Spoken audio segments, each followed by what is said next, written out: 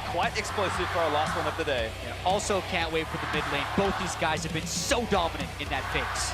Yeah, definitely the place to watch. Scout is a bit of an enigma. Can he pop off is always going to be the question.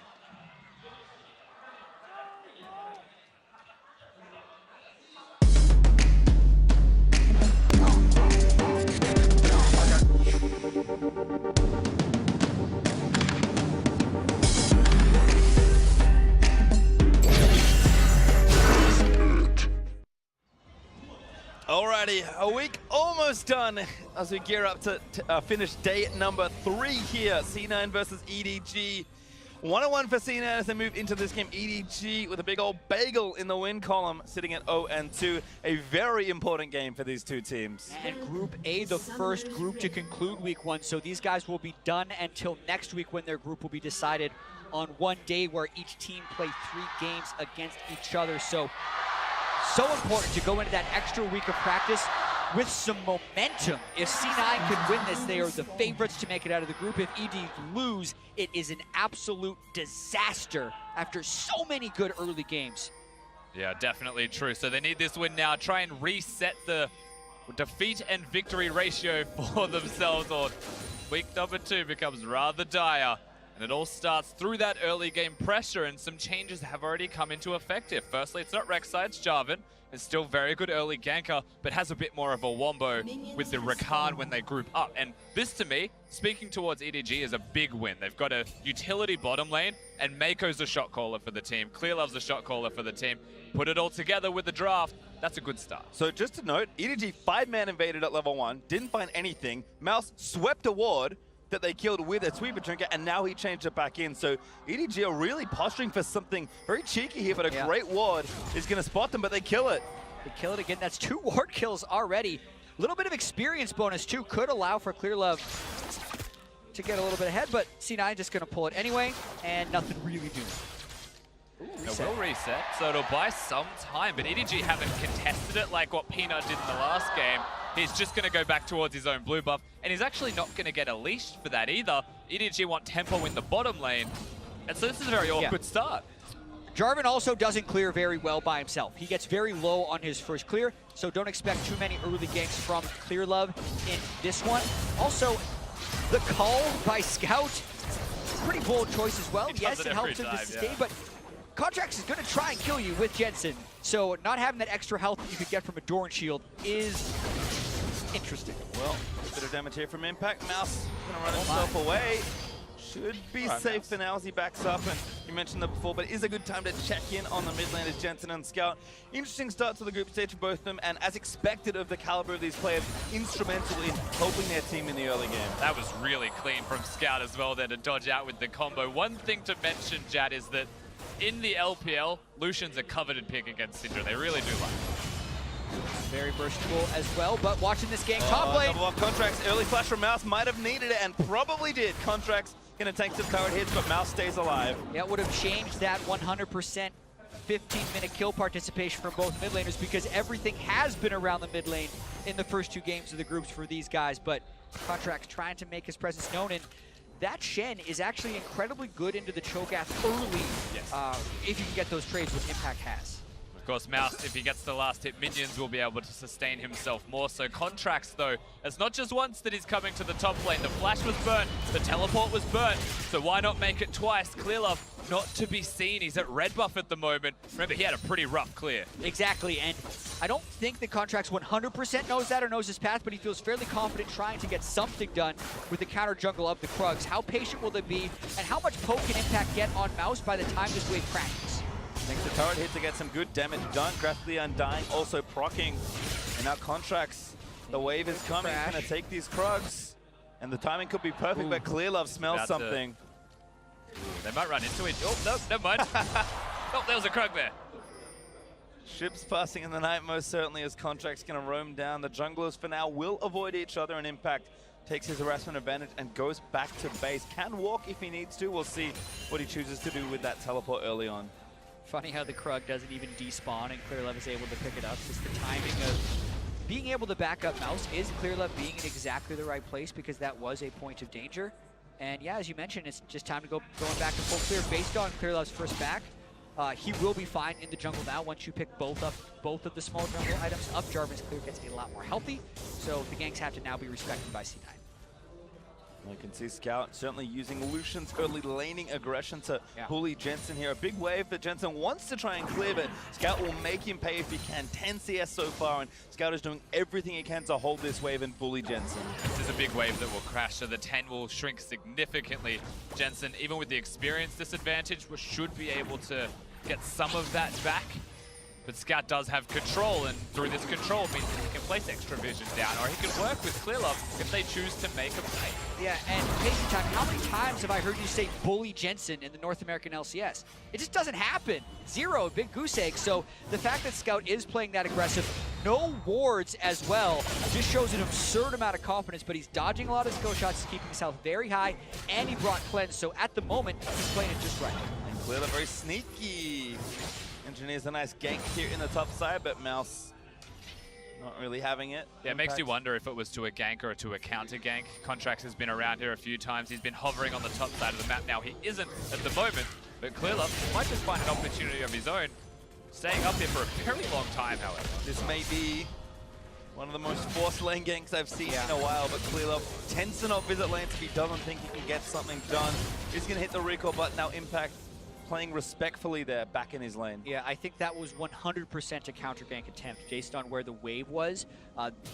Mouse really wanted to shove it into the turret to hit level 6, and if the gank would have come, they would have had minion advantage in that engage, and I think that's why Clearlove was there. But the fact that it missed means Contractz gets to keep farming. A reminder there from Scout, actually unleashes the Culling, but Jensen now has his ulti. Contractz here to make it happen in the center! Oh no, Scout! Good flash, but that's not enough. Jensen gonna grab the first blood. Yeah, awkward flash from Scout, almost not necessary in the end because he was still flashing towards Cloud9's base. Contractz was next to him, and C9, simply by having a Shen and Scout wanting to win his lane so hard, just get a kill. Yeah, that's when Scout isn't thinking about the overall game, but is only thinking about the Syndra v Lucian matchup, because sure, he would have won in the 1v1, but that's not how you play against Cloud9. Contractz is getting beaten on those. Jensen gonna run up to help. He's out of mana as Clearlove still to run back away. Contractz looking to make the aggressive play and turn it back around. The shot! Oh my god, that's good. And Contractz, he had to reload now. Mouse is gonna try and get him. If a feast lands, he's dead. Contractz jukes around that very nicely, and he'll get himself out. Clearlove leveled up and smote when he was trying to live through that gank. Very nearly what could have turned into a big mid lane snowball right there if they get a kill on the jungler and the mid. But for now, that lane is still somewhat stable. And well executed by Contractz, all things considered, to get himself out alive, dodging all of the ruptures. Clearlove needs to be careful. He's probably going to die to a blue buff. Got W. There we go. Everything will just simmer down again. Well, Scout gets the blue buff that Clearlove is probably going to remind him just how important that was. Mouse again trying to fight Impact. Rupture lands. Fast procs and top laner's trade, but Impact has found a lot of traction early in this lane. It's about 25 CS ahead right now. Yeah, Mouse doing what most Cho'Gaths do, trying to use his Feast on cooldown after he hits level 6 to max stack as quickly as possible, but every time he does that, Impact feels free to taunt forward and go for more. But we're going to watch this one more time. Remember, no magic resist for Scout here. They haven't necessarily recalled, and they're both level 6. So he's playing the range very well at the start here, but then Jensen's like, wait a minute, I have Contractz and Shen here. It was a ruse all along. Your cleanse is useless against my raw unleashed power from Syndra. So Scout disrespects it and gets killed. Yeah, I mean, if you remove the tab button from his keyboard, he was doing all kinds of things correctly, but there was a Shen. There's always been a Shen since draft phase, and he just didn't actually notice that, as it seems. Yeah, and we saw the jungle proximity at the start of the game. Scout was much higher than Jensen. Jensen's actually averaged a lower jungle proximity in the first 2 games than he did in the North American LCS, but how quickly C9 get in and get out in the mid lane is what catches people off guard a lot of the time. Scout had not been visited by Contractz for the first 6 minutes of the game, probably felt pretty safe for that all in. He was not. Certainly wasn't, as EDG's dual lane return to the bot side. You can see iBoy very successful on Barret in the LPL. Looks like Ginsu's Rage Blade is the first order of business. Sneaky though, that's his BF sword early already, and the Targon. So again, kind of our standard bot lane race to the Ardent Sensor has once again begun. And that is the one thing we have to talk about. Haven't really looked at bottom lane all that much. Xayah versus Varus is a medium range AD carry off. It's not a Cosmo or a Twitch this time around. And there is a very serious carry potential still from iBoy simply existing. Top lane's just fighting each other, really ruining iBoy's a really good Varus is the point that I'm making. He's actually incredible at it. And it's one of the few champions, like, he plays Ashe and he relentlessly feeds. But for some reason, Varus, which has similarities, he's really good at. And this has a huge mid-game power spike if they get to the Ginsu's Rage Blade before Sneaky can get to the Essence Reaver and Zeal upgrade. And currently their laning phase has been quite strong. We obviously haven't visited down there because all of the ganks have been happening on the top or mid side of the map, but we have to watch out for those power spikes. Well, a bit more attention here. Meiko is now level 6, so either lane pressure or even roam pressure can be very heavily applied with this Rakan.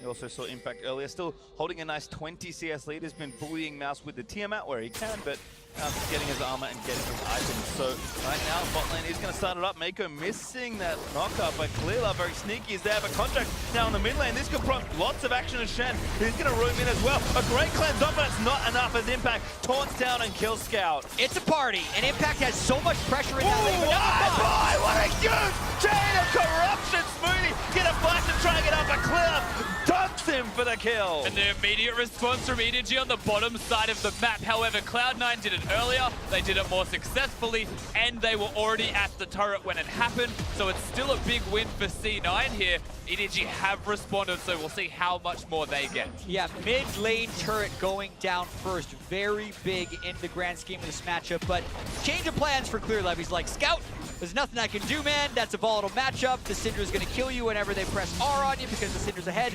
Gank bottom lane. Max range R from the Varus to set up the entire CC chain, and they get the turret for themselves down bottom. But we're gonna watch that mid lane gank one more time. Yeah, so Contractz just finds Scout walking over to the side of the map where Clearlove was ultimately up. Feels like he didn't know that there was a Graves there. He wasn't even warding. He was actually just walking towards the bottom side. But iBoy, target selection here is very clever. Sneaky has the ultimate. If he sees it going towards him, there's a chance he just presses R and walks away with all of his summoners. So they pick the Lulu. Yeah, really nice choice right there. I think we're going to see more and more teams go for the supports in these games because they are the ultimate enablers, and they're so squishy. These sensor builds with no sightstone do die very quickly. And what better champions to do exactly that, right? The Varus and the Rakan, very good at killing Lulus. Well, nicely played there as teams even up in turret. C9 did get first turret gold. They have an advantage, still sitting at just over 1,000 gold here in this game. Looks like iBoy and Meiko actually mid lane right now, but Sneaky gonna join in. And we'll see how much pressure EDG can get here, moving their dual lane to the mid lane, at least for a little while. But Scout is also bot lane, so this could be a full-on swap for EDG, or just kind of where the farm laid. As C9 responding with an Ocean Drake. Yeah, and EDG trying to rebalance the map right now that the turrets have gone down in strange places. When C9 goes for this Drake, EDG's actually going to be making a play up top side. They got the initiation. Impact is already very low. Mouse does not have feast just yet. They're going to try and chase it down. Meiko going to look for it. Pops the quickness, wants it, but doesn't grab it with the W. No, so the Drake will be secured. iBoy's walking up, but the minions are also crashing. It looks like they will trade the turret. They'll get gold for an Ocean Drake. Yeah. Early Ocean Drake's good, but turret gold's nice. And tempo-wise, they're so far ahead technically in this play. Yeah, they're going to lose the blue buff in the Ocean Drake, but I don't know if C9 can actually get the wave to that turret in time. And EDG would probably be able to herald if they decide to give up the turret anyway. So a positive play probably for EDG here. Yeah, I'm inclined to agree. Past that, even getting the Herald means the mid lane outer turret's a realistic opportunity to trade what Cloud9 did earlier with their first gank towards that lane, so it could work out super well. It's about the continuation of the play, though. Do they go for another kill onto Impact, or do they actually take the Herald? Because if we're thinking about this, it's Ocean Drake for Herald, but then they're just trading turrets and they didn't get a kill. So then it's just a straight up value between the two. Cloud9 ends up catching up in tempo, I think, pretty easily, and the Herald's going to be a very slow take by himself. He is. We'll see just how long it takes him here. Started at about 1946 for everyone playing at home. Oh, Impact spotted him already. Yeah, Impact blast cones over blind there. Playing very well with limited knowledge in this game. That could have been 3 people. That absolutely could have been 3 people that just turned on him. He kept his taunt. He blast coned over. He would have been fine. Well, it does actually anger the Herald for a little while longer. It does reset. EDG, if they want it, can take it, but now C9 know what's up, so EDG back off and ultimately don't get an additional objective after all those plays. Yeah, and I'm a little bit concerned for EDG here because yes, they do have the Rage Blade, but they need to have a fight where they can convert it. And Scout is also very far behind. They bank so much on Lucian also hitting the power spike, which he has in the first 2 games, but he played quite poorly in this early game. Like, yes, C9 did a great job to bait Shen ult and get the ganks in, but he was pushed up without control wards on his side, because normally the strategy is you control ward one side, cheat to that side, and play aggressive. They never had river control with their control wards, but still played that way and were punished accordingly. Yeah, Clearlove was playing towards the bottom side of the Rift, and Scout does get punished. 0-2, I mean, he's got his Blade of the Ruin King item spike right now, so for what it's worth, EDG can convert all of these spikes into something meaningful. You're looking at the Rift Herald still as the primary objective, it feels like, because this mid lane and river area is all of the focus. Oh, fight gonna start. Meiko wants Jensen, but the Shen ult is gonna protect him.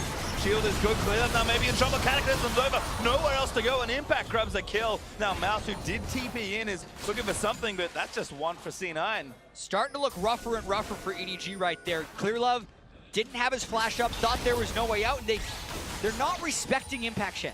Yeah. This is the most effective Shen we have seen so far at Worlds groups, because so many other Shens just split push all day and then only ult defensively. They've used it twice offensively and now also defensively. Impact getting incredible use out of the Stand United. That was a level 11 Shen, so his ultimate's going to be significantly larger. You saw how much it was able to absorb, and suddenly EDG with item spikes, almost irrelevant, because their opponents are able to react to the play, and they best them at it.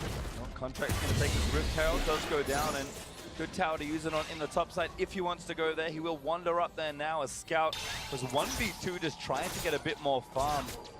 Contractz maybe doesn't even feel like he has to use it now, checking that brush as he puts down a control ward.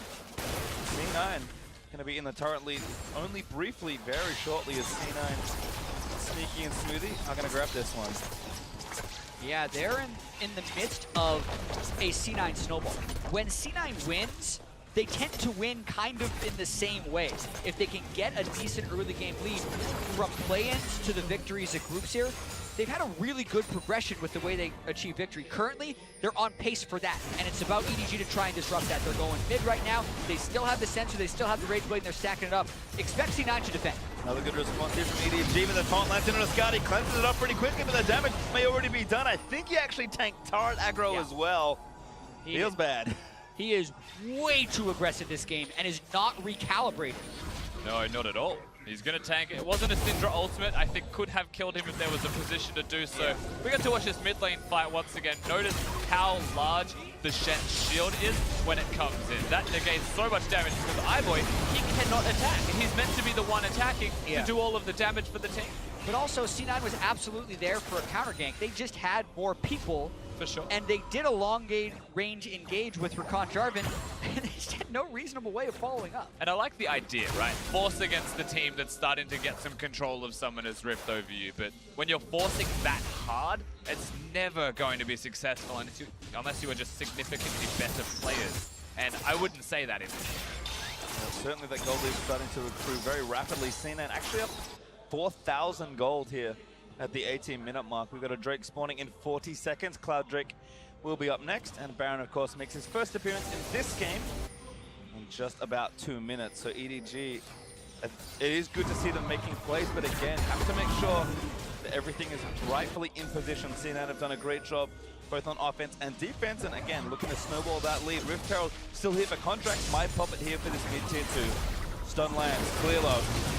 Ulted out there, a Scout defensively calling Contractz off his jungler. Good defensive ultimate there by Scout, so to speak, but they've still pushed Clearlove back and burned his flash, so the chance of a contest here on the Cloud Drake are slim to nil. Certainly should be a free Cloud Drake for Cloud9. Clearlove, I don't know if they wanted to contest it either way. It looks like they're moving over towards it. It should actually just cost them the mid-turret. EDG could move and just slap that turret a few times. They're moving in. Yep. Here, C9 get out. Double dashes there from the top and jungler, and if you're going to move back down the mid, they could start a fight here if they want to. Yeah, Syndra ultimate down, so C9's going to be a little bit less ambitious in defending it, but it just matters how much they think they are ahead right here. And if they can stand to defend, they're kind of going for it. Up goes in again onto the Shen of all people.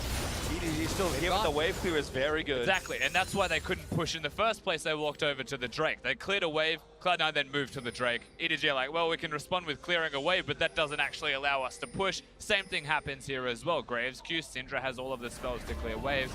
And EDG's response is to move over to Impact and to try and burst him down because he's the one flanking and engaging. Good ult, quickness, ulti there onto Contractz by Shen. Sneaky moving forward. Syndra want to turn this back around. Meiko with a great dash back away. Mouse is here. Contractz now forced to flush out of the way. The Featherstorm is going to really take a clear look for the dark iBoy. Does it to take out Sneaky and Impact. He's too far forward. Forced to flash as Jensen lands a nice two-man sub at EDG. It was Scout. Flashes in. Aggression so much from this man. As the Rift Tower now been summoned by Contractz, that's a bit of an awkward one in the middle of the fight. He puts a top lane, says, please deal with that, don't keep chasing us, and now he's back in. Oh, onto Mouse perhaps there. The Ruse could have worked a stun in onto that. The ulti from Jensen is enough onto Mouse. Yeah, not just could have, it definitely worked. Contractz is going off right now. The summoning of the Herald, yes, it's a bit quirky, but it's paying off. Yeah, and now they're going to pressure mid while that Herald charges in the top side. They have Mouse down, teleport advantage. They're a little bit low on mana, but Sneaky back on the field, they might look to pressure mid lane here. Well, EDG defending with a man down for 10 more seconds. Mouse also TP'd in, so going to take a while to wait there. Minions just busy. Yeah. Herald's having an existential crisis in the minion wave. He's forgotten his real purpose. He's off jobs. Yeah, it doesn't clear minions that fast. Solo Rift Herald push, not really as hyped as we made it. It was hype, now he's just sad. Scout will collect his 25 gold and continue taking the rest of the minions in that wave. There was a weird 8-1 for some reason. Glad you waited for that Rift Herald down to go to replay. But here, you can see EDG making the engage, and the teleport is a good teleport by Mouse, and I think C9 is overconfident. Watch where Lulu is in this fight, so Sneaky doesn't have the shielding. The EQR by Clearlove there on Jarvan was perfectly timed with the Xayah ultimate timing out, but then the disengage by C9 is pretty good. They end up getting on the backside. Scout!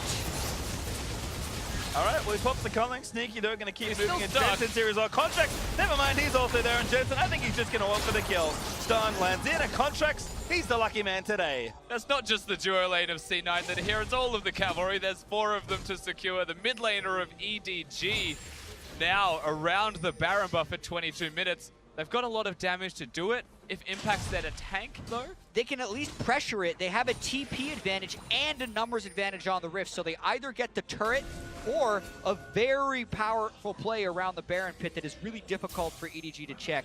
And so much of this has just been on Scout overextending time and time again. 30 seconds till ulti up for Shen as well, so Impact can freely start pushing as that cooldown's almost back up. He's onto the tier 2 and dealing a big load of damage to it, and in fact, we'll take it after splitting the map. EDG slow to respond, and to be honest, there wasn't too much they could really respond with.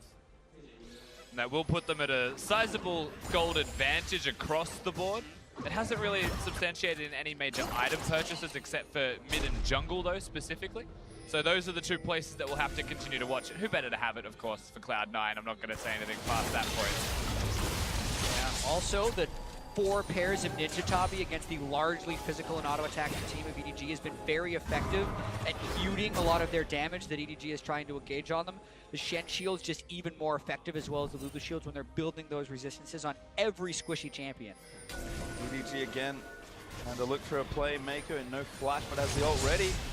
Contractz maybe is the pick. Cataclysm lands for the shield again, and Xayah just turns back around for the damage of Meiko. A big knock up there finds 2 with the Featherstorm. He's going to protect the carry. Scout gets one as Mouse eats Contractz for the first kill of the team fight. They keep getting these picks, and EDG, I don't think they want anything past that. They'll just take the pick and back it up. That's still a win for them. The jungler is dead, so Baron's just a pipe dream for C9. They'll have to lick their wounds and go back to base. That's the 2nd time it's happened now. Yep, Contractz as well has been front and center in a lot of these, even if this is the first time he's actually died, being very aggressive, pushing the tempo, and the engage for C9 isn't the most reliable thing. It's Jensen getting a stun or Impact finding a flank. So actually the type of fights they almost hope to happen is EDG running into them and C9 being able to turn it around. But if they're not grouped enough, when EDG does run into them, it doesn't work. Like what is this, a double marksman flank between Contractz and Sneaky? They nearly burst down Clear Love, but the rest of their team is so far away. Look at Syndra and Lulu on the mini-map. Contractz is already dead. EDG's been fighting 4v3 for a while, and EDG just walked away after the kill. Yeah, a big problem for EDG is always going to be follow-up, but if Cloud9 are going to walk to them separated, it's very easy to initiate in the first place. And that is one thing they will have a truckload of between a Jarvan and a Rakan. Second pick in a row now. We did mention already the importance of this game for both these teams, but we are going to have a look at EDG and kind of the roller coaster they've actually been on as they look to close out their first week of groups. These are their first 2 games, and these are some gold graphs, and that is a wild ride. Exactly. They're going to get the near 10,000 goal lead in these 2 games.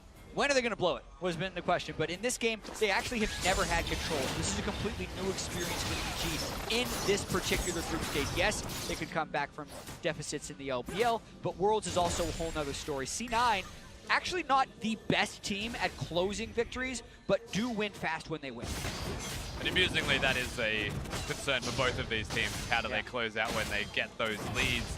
C9 making some mistakes with the lead in this game. EDG is still very good at playing defensively when they don't have leads, and that might be the battle we see ensue here. Yeah, in North America, it was a bit of a problem for C9, specifically even in the playoffs. They had at one point a 10,000 goal lead and 3 inhibitors down to Team Dignitas. We're not able to win that and got knocked out of the playoffs. But in the Worlds play-in, as well as the Worlds group stage, when they're ahead, they've been lights out with closing. So the boot camp, the practice has cleaned things up as of late for C9. And the snowball's still here, 5,500 gold ahead and counting as C9 also pick up a second mascot Drake for themselves. Looks like we got one more coming as well, because it wouldn't be a C9 game without them. EDG, though, trying to again spot something here in the mid lane. Looks like Impact actually aggressively teleported to try and get the wave pushing, but he does have ulti. That means the set play starts to begin for Cloud9. The fact that he's teleported down there, has the Titanic Hydra, has a lot of AD, then no one's going to be killing him in that side lane, but he pressures, he draws Mouse. Ultimately, if they want to, they could force a teleport from Mouse then and try and play the teleport advantage game.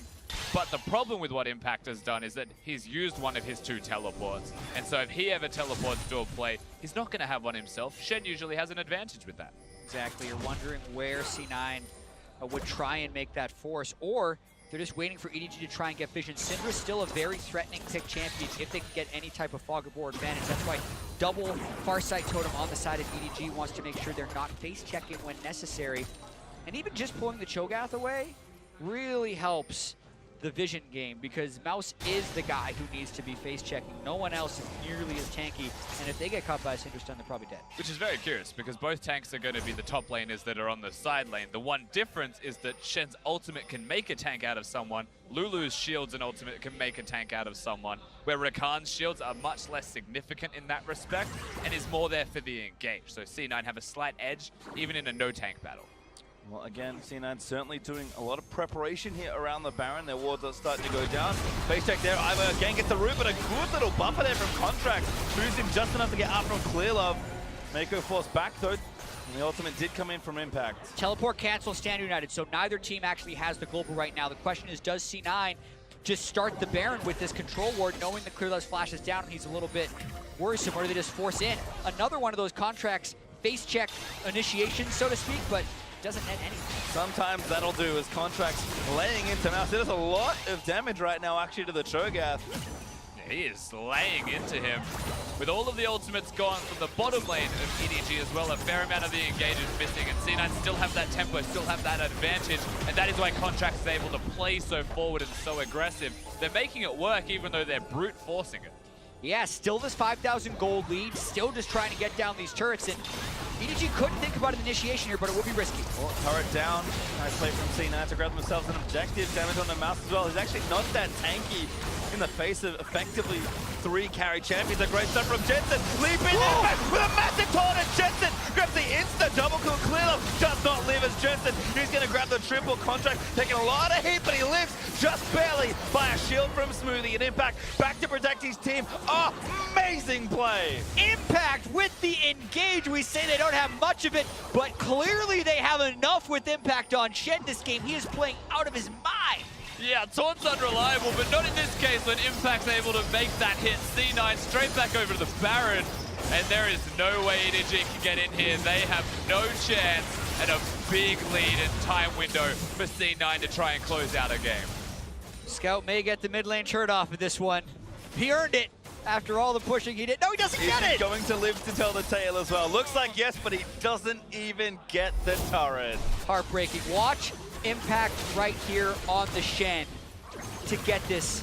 They get the Syndra stun, triple stun by Jensen into the flash taunt, not the taunt flash. Impact knows exactly when to do this. Many people would taunt flash, but that can't get all three people. And since they're already stun chained, he just got point blank to get that off. That was started by Jensen, followed by Impact, finished by C9. And immaculate by Jensen as well. The taunt was amazing from Impact. You have to give that extra credit to Jensen. Goodness. The damage he dealt in the last fight. Remember who he starts it off by stunning as well, did was all the of it. support.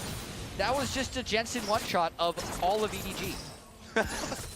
Well, certainly still scaling up. 5-0 and 3-10 stacks on the Dark Seal. And something very pointy coming EDG's way soon. That's a needlessly large rod. My hopeful money is on a death cap. I think my real money's on his Onias. I'm still a little bit stunned about that damage graph from the last fight. Yeah, it's massive. You're telling me like Sneaky didn't throw some feathers in or Contractz didn't all? 7,600 damage? That fight was like 2 seconds long. You also think of the range it happened at. There's a reason Sneaky couldn't get close enough. No, Yeah. Rapid Fire Cannon was completed, so actually he's slacking. Now, one other thing as well is that there's different types of Syndra players around the world. There are those who max E second and those who max W second. And Once you max E are wrong. Yes, that is absolutely true. Do not max E second, but lots of people still do. The ones who max W have true damage. Yeah. And that's a big part of why he did so much damage when he stuns 3 people, throws a ball on top of them as well. It's going to destroy their health bars. Well, C9 now playing with a big lead, actually now over 10,000 after that last passage of play. Still some turrets to take down as well. Inhibited turrets and their namesakes also up for the taking if C9 want them. So EDG really push back into defensive mode right now. And in fact, Inhibited turrets and Nexus turrets are all they'll have left. C9 with a minute 50 left on Baron take the top tier 2. And EDG have to be so careful right now. They still don't have magic resist on iBoy or Meiko. If anyone gets hit by those CCs again, those long-range Cinder Stuns, it's over again. You can hear the crowd behind EDG, even though their backs are against the wall. It is the home crowd for Clearlove in particular and for EDG. But they've got very little opportunities to get into this. They require something special. This might be it, at least to start it off. The turret goes down, but Impact's in a 1v2 that he cannot survive. Inhibitor still goes down though. That's a worth trade for Cloud9. Yeah, they commit a lot to kill Impact.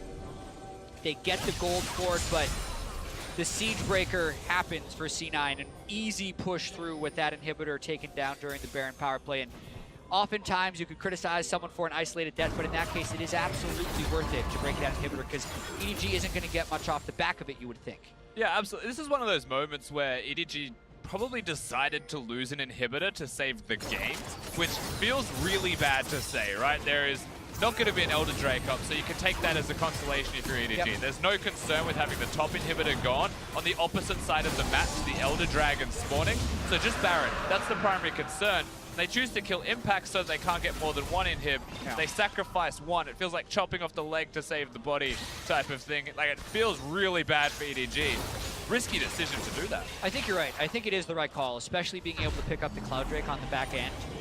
Just got to do their best to funnel that farm into useful places. Whenever someone takes down an inhibitor, as much of an advantage as it is, it puts them on a small timer because it means that's now one wave you're not farming. That wave always crashes into the enemy base, and that's always a wave they get to farm. Well, gold lead still manifested in a big way for C9. And today we're going to play Spot the Real Marksman Carry. Contractz has 4 damage items, including the jungle enchant on Warrior. That is a very scary Graves. Oh my goodness, it's the Ardent Sensor Graves. Smoothie shielding him, he's running forward, gets that attack speed and extra life on hit, and he is shredding people.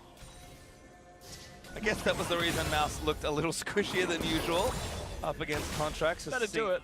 C9 still playing kind of the game out academically, but they are known again for increasing their speed as the game nears a close, and that's what they have to see right now. EDG just need to hold on. They're feeling it right now as well, moving around, not clearing top wave, being invisible. They're looking for these opportunities. There aren't any because C9 aren't giving them to them, but that's what EDG want. They got to fight here. Meiko goes straight in, get a good double knock of iBoy as well. Falls the ulti in, the roots are good, but everybody lives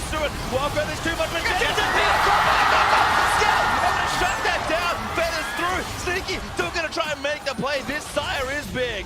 That was such a clean engage by EDG, but they actually killed no one in the initial wave. It wasn't until the rupture landed on Jensen they finished him, and C9 is actually undeterred. They're going for more.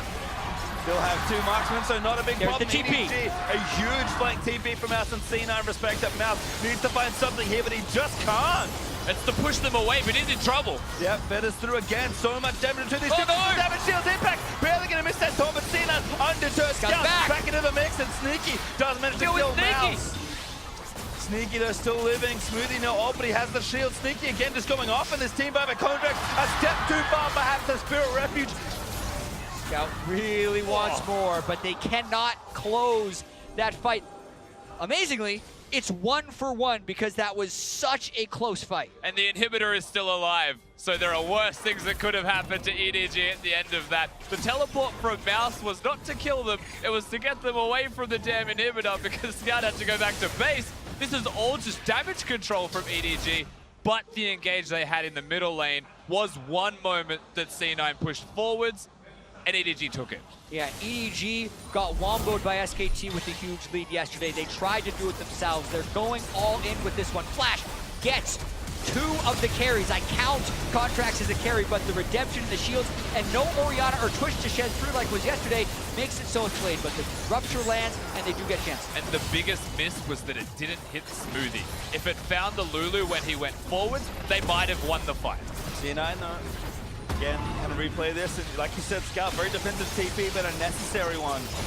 Yeah, close to dying once again, but iBoy and Scout comes back. They do a lot of damage. Impact might have killed Mouse if that taunt connected too. Big mechanical mistake from the Shen.